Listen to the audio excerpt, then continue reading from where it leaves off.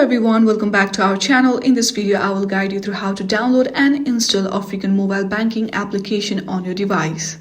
For that, first of all, launch your App Store on your device. Then at the bottom right corner, you will see searching icon, tap on it. On the searching bar, search for African Bank.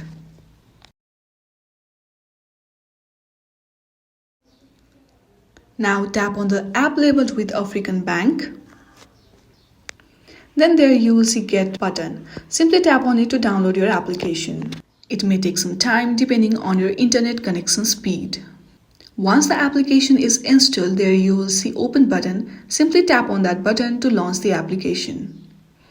And that's it. You have successfully downloaded and installed African mobile banking application on your device. I hope this video was helpful. If you like this video, then please do not forget to like and subscribe to our channel. Thank you for watching.